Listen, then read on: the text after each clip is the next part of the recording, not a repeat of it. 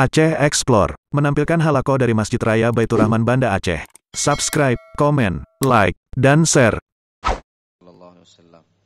Jemaah yang dimuliakan oleh Allah Subhanahu wa taala, ada seorang jemaah bertanya kepada saya terkait dia punya investasi 100 juta pada satu proyek, lalu dia meminta kepastian. Kepastian yang pertama, investasinya balik. Yang kedua, keuntungannya itu diberikan kepadanya. Dan keuntungan itu pun ditetapkan dalam bentuk nominal. Jadi dia memberikan investasi 100 juta, lalu kemudian modalnya diputar selama 1 tahun. Setiap bulannya diberikan keuntungan sebanyak 4 juta rupiah. Pertanyaannya, apakah boleh sebuah investasi memastikan modalnya balik pada satu hari nanti dan kemudian keuntungannya pasti seharga 4 juta per bulan? Nah, jemaah yang dimuliakan oleh Allah Subhanahu wa taala, ini akan coba kita bahas pada subuh yang mulia ini. Kemarin kita sudah membahas ketika membagi akad-akad yang ada dalam transaksi syariah kepada 3 akad besar. Yang pertama ada akad jual beli. Nah, akad jual beli ini jamaah yang dimuliakan oleh Allah, penentuan keuntungannya dalam bentuk margin, jadi jumlah uang, dan itu bisa dipastikan di awal. Misalnya saya menjual sebuah motor, saya bisa mengatakan kepada Bapak berapa harga perolehan motor dengan kos yang saya keluarkan. Motor A, merek A, tipenya tipe A misalnya, kemudian warnanya hitam. Harga motor ini 30 juta, ya, kemudian kos yang saya keluarkan ke sini 1 juta, maka 31 juta saya jual kepada Bapak dengan harga 35 juta, keuntungan saya 4 juta. Jual beli dibenarkan dalam menentukan jumlah keuntungan itu dalam bentuk nominal, dan itu ditentukan di awal. Termasuk sewa menyewa, ditentukan harga sewanya di awal, disepakati. Walaupun pembeliannya tidak dilakukan secara cash ataupun pembayarannya boleh dibayarkan secara kredit, yaitu dalam bentuk pembayaran secara installment, bulanan, bayarnya bulanan.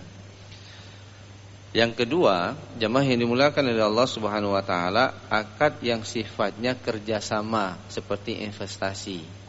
Di dalam fikih itu dikenal ada 2 akad yang secara mayoritas digunakan. Yang pertama adalah akad mudharabah dan yang kedua akad musyarakah.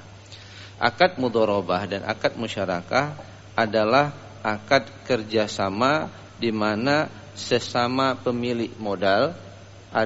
Kalau mudharabah itu pemilik modal, itu disebut dengan sahibul mal, lalu kemudian memberikan modalnya kepada seorang mudharib, orang yang melakukan investasi, orang yang melakukan usaha untuk diusahakan sehingga mendapatkan keuntungan.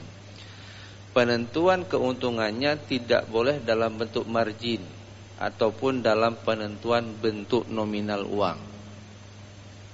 Berarti kalau saya kasih 100 juta, keuntungan saya harus 4 juta setiap bulan. Untuk akad mudharabah musyarakah, penentuan tingkat keuntungan itu berdasarkan nisbah. Nisbah itu prosentase. Kalau 100 juta itu prosentase modal saya misalnya 40% atau 50%, Bapak 50%, maka pembahagian keuntungannya disepakati misalnya 40-60%. Maka dari usaha itu dapat keuntungan, maka keuntungan itu dibagi sesuai dengan kesepakatan 40-60%. Kalau untungnya banyak, 40-60%-nya bertambah. Kalau keuntungannya berkurang, 40-60%-nya juga berkurang. Itulah hakikat kerjasama, baik menggunakan akad musyarakah maupun akad mudharabah. Nah, jamaah yang dimuliakan oleh Allah Subhanahu wa taala, oleh karena itu pemilik modal ataupun dikenal dengan sahibul mal tidak boleh mensyaratkan kepada pengelola dalam akad mudharabah musyarakah untuk memastikan pertama modalnya balik, dan yang kedua ekspektasi keuntungannya itu harus didapat. Jadi jemaah yang dimuliakan oleh Allah Subhanahu wa taala, ini tidak adil. Karena seorang yang sedang berusaha, dia tidak bisa memastikan keuntungannya.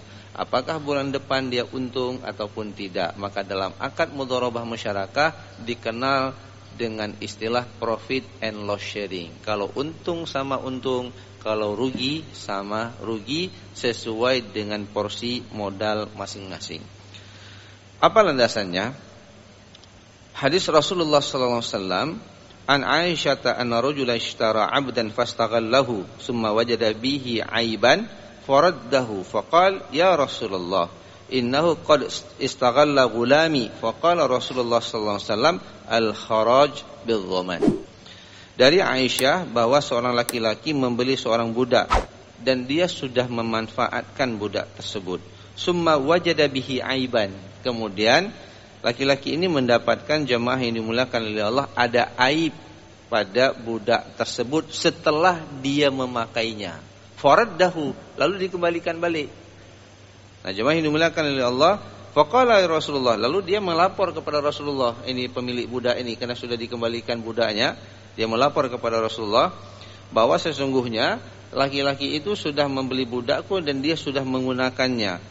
Maka Rasulullah kemudian mengatakan al-kharaj bidh-dhaman, bahwa Rasulullah SAW mengatakan manfaat itu didapatkan oleh seseorang karena dia mengandung resiko. Artinya kalau ada resiko, ya kita boleh dapatkan manfaat.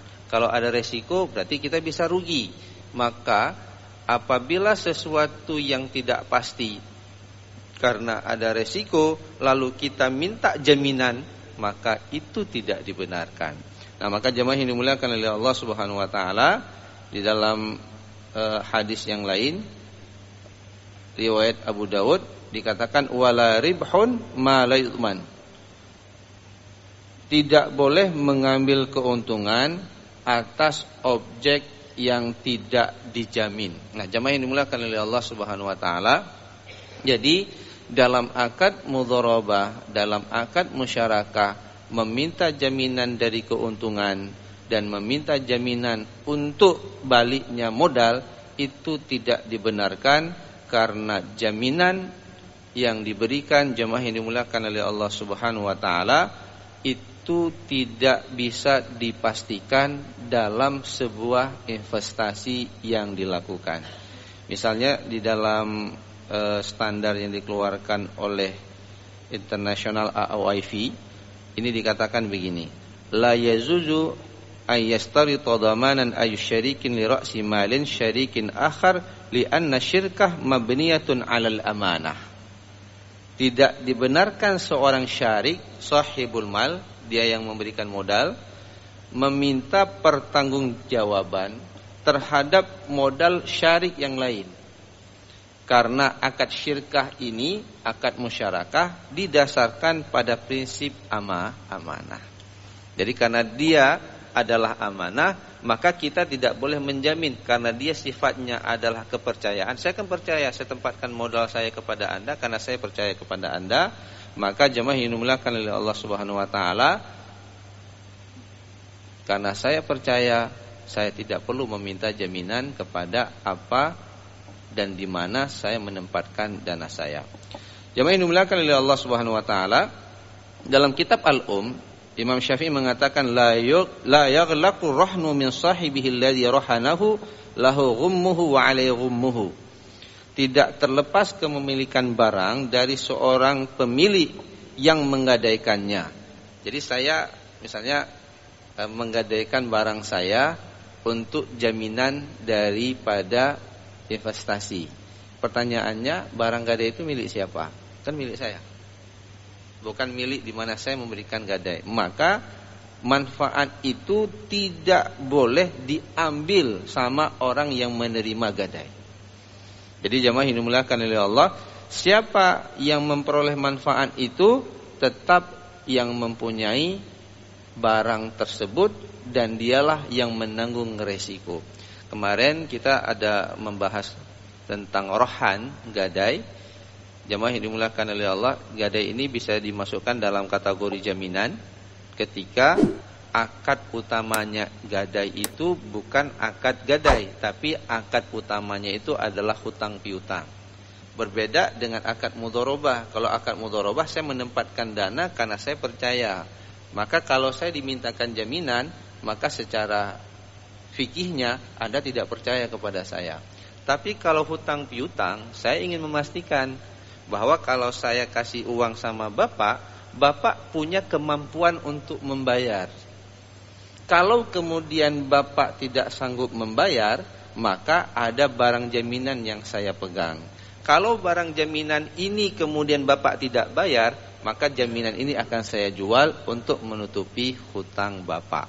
Maka ketika saya memanfaatkan barang jaminan ini karena dijamin terhadap hutang saya, maka masuk dalam kategori riba. Kenapa? Karena saya memanfaatkan jaminan untuk kepentingan saya atas dasar hutang piutang. Maka memanfaatkan barang gadai oleh si penerima gadai hukumnya haram, masuk dalam kategori riba. Nah, jemaah yang dimuliakan oleh Allah Subhanahu wa taala, Ibnu Qudamah menyebutkan di dalam kitab Al-Mughni, minasyurutil fasidah, yang masuk dalam kategori syarat yang fasid, ishtiratu ma laysa min maslahatil aqdi wala min muqtadaw mislu ayyashtarita 'alal mudhariba dhamanal mali aw sahman minal mudi'ati wala khilafa bainal fuqaha 'ala fasadi hadzal syart.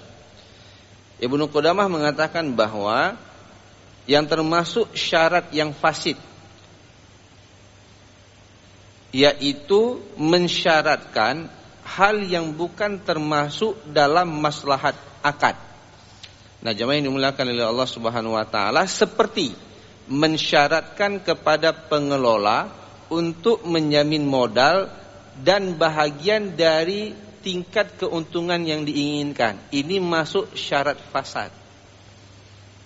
Jadi saya mensyaratkan, ini pendapat Ibnu Qudamah, saya menambahkan syarat bahwa saya nempatkan modal sama Bapak wajib mengembalikan modal saya plus dengan keuntungan. Ini masuk dalam kategori syarat fasad, dan itu kata Ibnu Qudamah, wala khilafa bainal fuqaha ala fasadi hadzal syarti. Ini termasuk dalam kategori yang disepakati oleh para ulama bahwa akad ini fasid, karena akad kerjasama musyarakah mudharabah dibangun atas dasar kepercayaan. Kita lihat satu lagi bagaimana pandangan lembaga fikih internasional dari OKI, la yajuzu ishtiratu dhamani ra'sil mal 'ala al-'amal al-mudharib fa in waqa'a an-nassu 'ala dhalika sarahatan aw dhimnan batala syartu ad-dhaman wastahaqqa al-mudharibu ribha mudharabatil misl. Bahwa mensyaratkan la yajuzu ishtiratu dhaman, mensyaratkan kepada mudharib agar menjamin modal itu tidak dibolehkan. Jika dipersyaratkan baik secara jelas, ya, sarahah atau dhimnan, ataupun kemudian tersirat, maka syarat ini batal. Jamaah yang dimuliakan oleh Allah Subhanahu wa taala, dan mudharib wastahaqqal mudharibu ri'bahul mudharaba misl, dan si mudharib berhak atas keuntungan yang sejenisnya. Nah, jamaah yang dimuliakan oleh Allah, jadi rabul misl ini adalah keuntungan yang diambil dari keuntungan biasa yang ia dapatkan. Jadi dalam konteks aktivitas investasi, karena didasarkan pada akad mudharabah dan musyarakah, maka sahibul mal, pemilik modal, itu hanya bisa menentukan tingkat keuntungan dari porsi nisbah modal yang ia berikan. Berapa keuntungan? Keuntungan banyak, dapat keuntungan bagi hasil banyak. Keuntungan sedikit, dia dapatkan dalam bentuk yang sedikit. Maka dalam nanti praktek bank syariah, apabila dia menggunakan akad musyarakah, dan dalam tanda kutip hari ini memang bank syariah menghindari menggunakan akad ini. Kenapa? Karena misalnya Bapak membuat investasi, ada kegiatan usaha ekonomi, lalu kemudian mendapatkan pembiayaan dari bank syariah, ini kan sangat sulit bagi bank syariah menentukan tingkat keuntungan bulan depan, fluktuasi ekonomi. Ya, jadi dia agak menjaga resiko. Akhirnya prinsip mudharabah musyarakah yang murni yang seperti ini itu tidak digunakan secara penuh oleh lembaga keuangan syariah sampai saat ini. Kenapa? Karena mitigasi resiko. Kalau kemudian seorang pengusaha itu tidak membuat laporan keuntungan yang benar, ada side streaming penipuan di situ, maka ada pihak yang dirugikan. Maka jemaah yang dimuliakan oleh Allah Subhanahu wa taala, maka akad mudharabah musyarakah itu hanya ada ketika kita menyimpan uang dalam bentuk tabungan, deposito ataupun giro. Tapi giro dia tidak menggunakan akad mudharabah tapi pakai akad wadiah. Tapi kalau tabungan dan deposito khususnya ini pakai akad mudharabah musyarakah. Nah, itu untuk permodalan, Pak. Tapi untuk dia investasi dalam bentuk pembiayaan dengan nasabah yang mengambil pembiayaan di bank, itu sangat jarang digunakan akad ini. Lebih mudah menggunakan akad jual beli karena keuntungannya sudah listing di depan. Keuntungannya itu sudah ditentukan di depan. Dia hanya menunggu pembayaran hutang yang harus diselesaikan oleh nasabah. Itu secara mitigasi risiko dan cara menghitungnya lebih mudah. Nah, kita berharap dan mendorong semangat ekonomi syariah itu sebenarnya adalah menjalankan akad mudharabah musyarakah. Untung sama-sama untung, rugi sama-sama rugi. Tapi di sini harus ditumbuhkan semangat untuk menjadi pengusaha-pengusaha yang jujur. Jangan keuntungannya 100 juta dibuat di laporan, keuntungannya dihilangkan 100, 100.000. Nah, itu sakitnya itu di mana? Kenapa? Karena tidak jujur. Nah, jamaah yang dimuliakan oleh Allah, mudah-mudahan akad ini bisa kemudian diamalkan, dipraktekkan.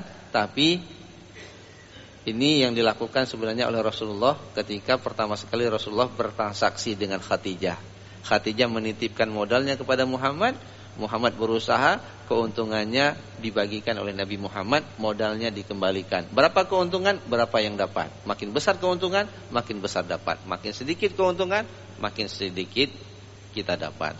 Nah, jemaah yang dimuliakan oleh Allah, mudah-mudahan ini bisa sedikit menjawab pertanyaan daripada jamaah. Mudah-mudahan beliau mendengar diskusi kita pada pagi yang mulia ini. Hadanallahu wa iyyakum ajmain. Assalamualaikum warahmatullahi wabarakatuh.